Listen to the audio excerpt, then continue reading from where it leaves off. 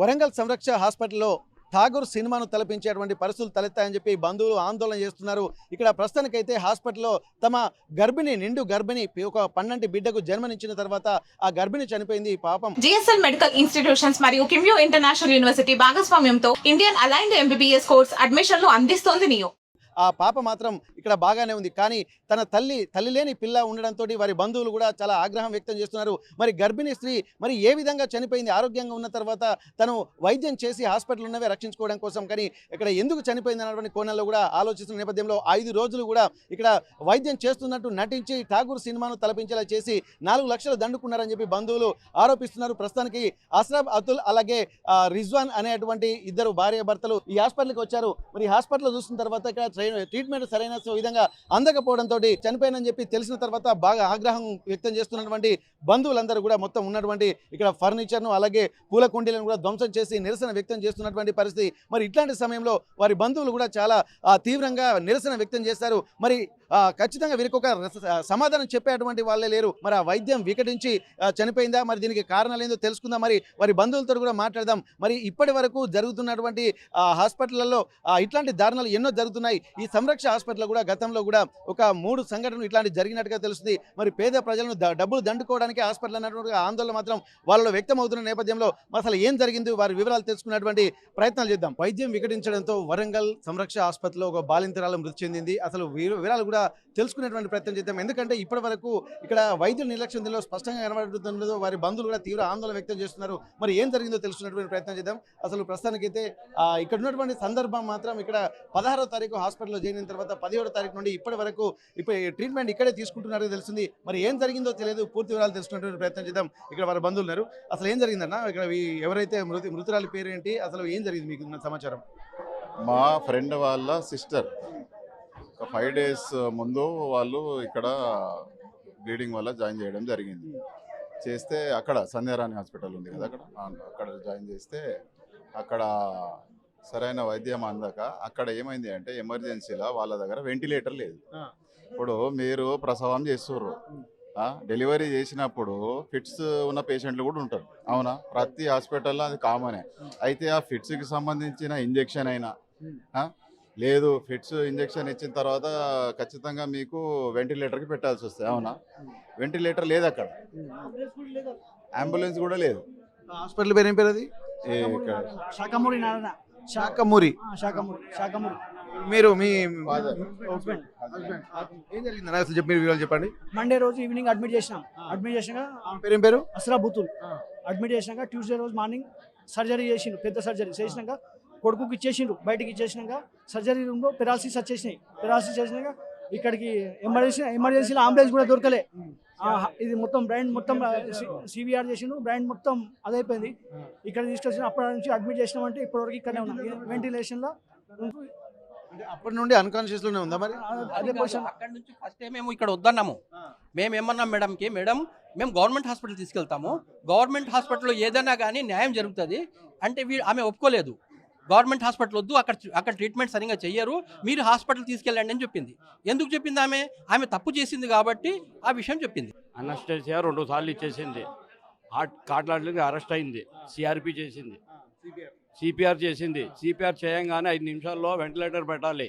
బ్రెయిన్కి ఆక్సిజన్ అందొద్దు, ఆగిపోతుంది, కంటిన్యూ ఉండాలి. ఉండాలి. ఆమె హాస్పిటల్లో వెంటిలేటర్ లేదు. అది బ్రెయిన్ ఏమో డెడ్ అయిపోయింది. ఆమె ఇక్కడ డైరెక్టర్. ఆమె ఏం చేసింది, ఇక్కడ మేనేజ్ చేసుకోవచ్చు అని అక్కడ ఈ హాస్పిటల్ కూడా వన్ ఆఫ్ ది డైరెక్టర్ అక్కడ నుండి ఇక్కడ షిఫ్ట్ చేసేసింది. ఆమె హాస్పిటల్ పేరు ఏం పేరు అన్నారు? Sakhamuri Harinarayana nursing home. ఆమె ఇక్కడ షిఫ్ట్ చేసేసింది. షిఫ్ట్ చేసేసి ఆ రోజే ప్రాణం పోయింది. ఇవాళ 5వ రోజు ప్రాణం ఉందని వెంటిలేటర్ మీద పెట్టి మాకు ఎన్నిసార్లు డౌట్ వచ్చినా తీసుకుని వెళ్ళి వెంటిలేటర్ మీద కొట్టుకుంటూ, అది మనకంతా తెలిసిందే. 5 రోజుల నుండి వీళ్ళంతా ఆడారు. ఒక రకంగా పెడితే శవాన్ని పెట్టి వైద్యం చేశారు. మేము వెళ్ళి బాడీ ఐస్ లాగా అయిపోయింది, కూళ్ళు ఐస్ లాగా ఉందంటే కూడా ఇలా పట్టి చూపిస్తే ఇది పల్స్ కొట్టకపోయినా డాక్టర్ ఏమో శ్రీధర్ రెడ్డి ఇక్కడ కాదు ఇక్కడ పట్టు అని చూపించేవాడు. అయినా ఈసీజీలో చూస్తే తెలుస్తుంది కదా. ఈసీజీ అంతా తెలిసిపోయింది. అంతే, మాకు ఇక ఈసీజీ తీయలేదు.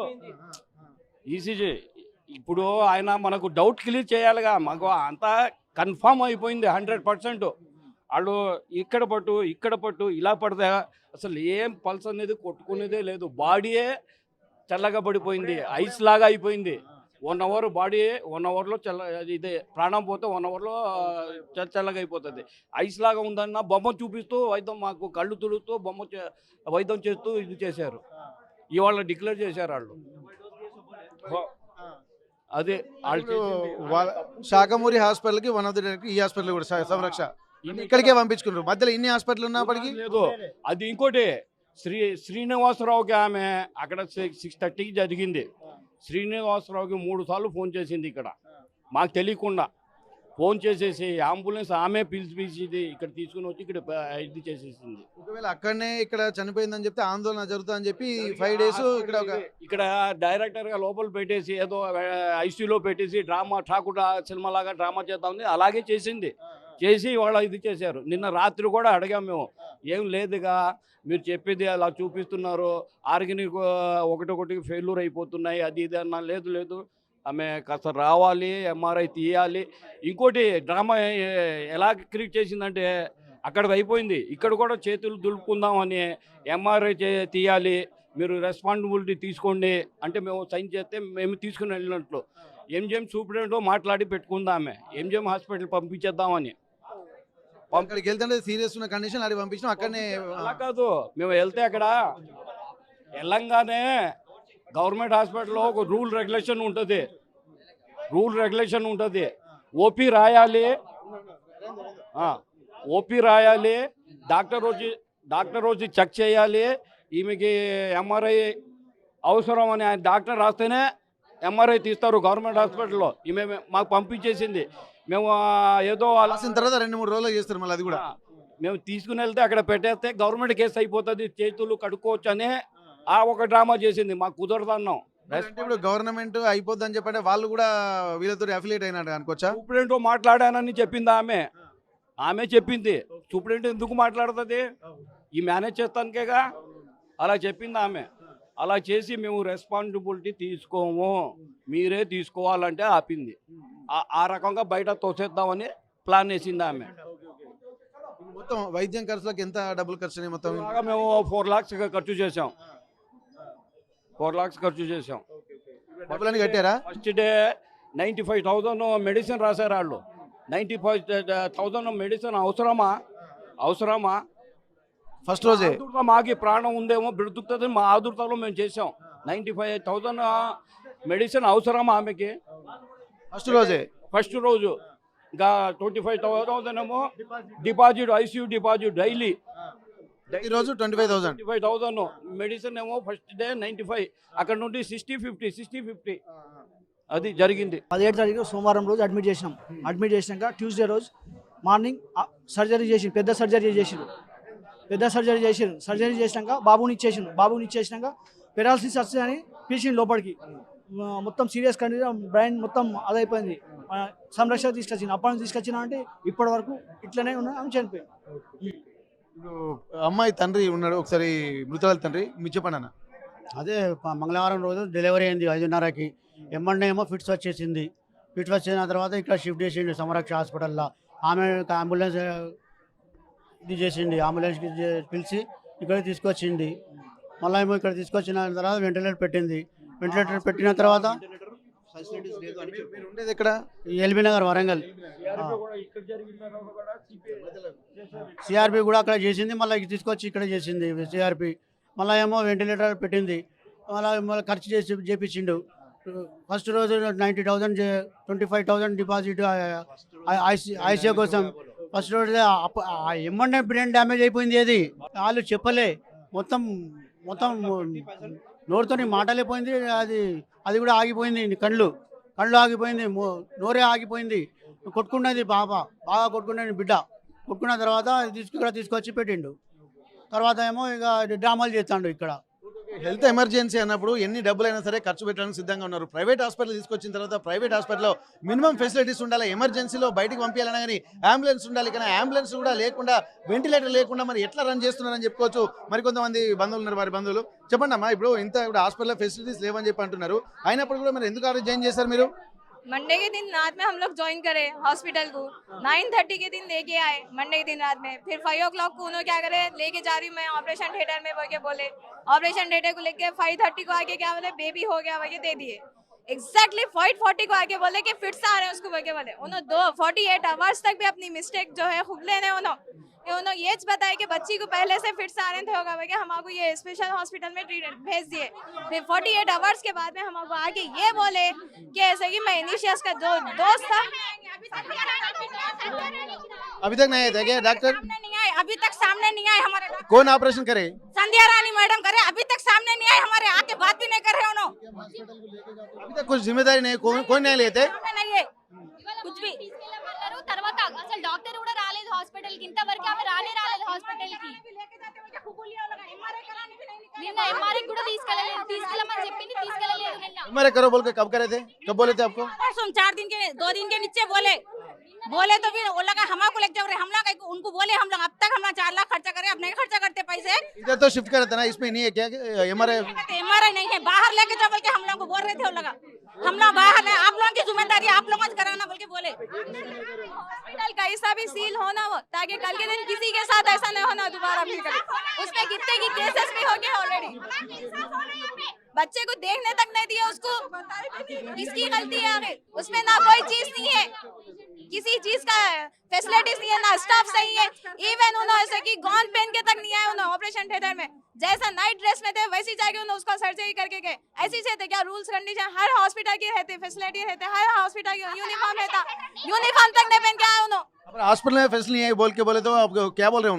उसमें हॉस्पिटल ये नहीं है, बीपी चेकअप नहीं करा उसका पहले से। मैं जिस दिन लेके गई बीपी 1 सेकंड को चेकअप नहीं हुआ ना, खाली अल्ट्रासाउंड सुना के हटा दिया हमारे को, वहां से ईसीजी करा दिए। जो सर्जन जो डॉक्टर है उन्हें ऐसे कि गॉन भी पहन के नहीं गई थिएटर में, खाली ग्लव्स लगा के चले गई। 5 दिन के भी 5 दिन के पिछले भी मर गया था। हाँ, मगर अभी तो सिनेमा दिखाया था क्या आपको? हमारे कुछ भी सिनेमा में कुछ भी नहीं दिखाया। हमारे क्या बोले 5:40 को आके बच्ची को फिट से आ रहे हैं, कभी थे क्या फ्यूचर में, पास्ट में कभी थे क्या बोल के पूछे। हम ना नहीं थे बोले तो फिजियोथेरेपी को बुलाते बोल के बोले ठीक है बुला बोले। 1:45 को आए, उन्होंने थोड़ा बहुत ट्रीटमेंट करे। एग्जैक्टली 6 o'clock को आके क्या बोले बच्ची की ब्रेथ रुक गई बोल के बोले। जब सीपी कर रहे थे तो 6:05 को आके क्या बोले ब्रीथ ओके है मैम बोल के बोले। इवन मैं खुद थिएटर के अंदर थी, पूरा सिचुएशन हम लोग खुद अपने आंखों से देखे। आप लोगों को कोई किसको भी नहीं भेजा था अंदर को देखने के लिए? पहले डायरेक्ट आके इन्फॉर्मेशन करे कि बच्ची ब्रीथ रोक दी अम्मा बोल के 6 o'clock को आके बोले। उनकी डिलीवरी कब हुई? 5:30 को हो गई। हाफ एन आवर में उन्होंने इवन कोई अरेंजमेंट नहीं करे, ना हॉस्पिटल के कुछ फैसिलिटी है, ना फार्मेसी में कोई चीज है। खाली इतना आके बोले कि इनिशियस का 6,000 पेमेंट करो, टैबलेट्स का 7,000 पेमेंट करो, खाली उतना ही बोले उन्होंने। पूरा वो रिपोर्ट्स भी रहता ना, वो रिपोर्ट्स नहीं दिए क्या? हमारे 5 రోజుల నుండి కూడా హాస్పిటల్ నుండి అక్కడి నుంచి తీసుకొచ్చిన తర్వాత మినిమం ఫెసిలిటీస్ లేకపోవడం వల్ల కూడా అంబులెన్స్ కూడా లేదని చెప్పి అంటున్నారు. మరి ఎక్కడ చూసినా కానీ కొంత ఇనిషియేషన్ తీసుకోవాల్సినటువంటి అవసరం అయితే కనిపిస్తుంది. సోమవారం తీసుకొచ్చిండ్రు, అమ్మాయిని అడ్మిట్ చేసిండ్రు, మంగళవారం రోజు డెలివరీ చేసిండ్రు, మంగళవారం ఈవినింగే ఆమె జరిగిపోయిందని చెప్పి మాకు ఇన్ఫర్మేషన్ వచ్చింది. కానీ వీళ్ళు ఏం చేసిండ్రంటే ఆమెను ఒక వెంటిలేషన్ మీద పెట్టి ఆమె బతికే ఉన్నదని చెప్పి వీళ్ళ దగ్గర ఫీజులు మెడికల్ బిల్లు అన్నీ కట్టించుకొని తర్వాత ఈరోజు మార్నింగ్ డిక్లేర్ చేసిండ్రు, ఏమని జరిగిపోయిందని చెప్పి డిక్లేర్ చేసిండ్రు. ఈ సంరక్ష హాస్పిటల్లో ఇది మొదటిసారి కాదు, మీరు ప్రీవియస్గా చూసుకున్నట్లయితే ఇది ఒక 2-3 సార్లు అనుకుంటా నేను నాకు తెలిసి. సంరక్ష హాస్పిటల్ అనేది ఇది మొదటిసారి కాదు, 2-3 సార్లు అయింది. కాబట్టి దీని మీద ఎవరైతే ఉన్నారో డిఎంహెచ్ఓలు కానీ ఇంకెవరైనా ఉన్నారో వెంటనే చర్యలు తీసుకొని హాస్పిటల్ సీజ్ చేయాల్సిందని కోరుకుంటాను. ఎందుకంటే ఆయన ఒక ఆటో డ్రైవర్, ఆయన రోజంతా కష్టపడితే ఆయనకు ఒక 1000 రూపాయలు కూడా రావు.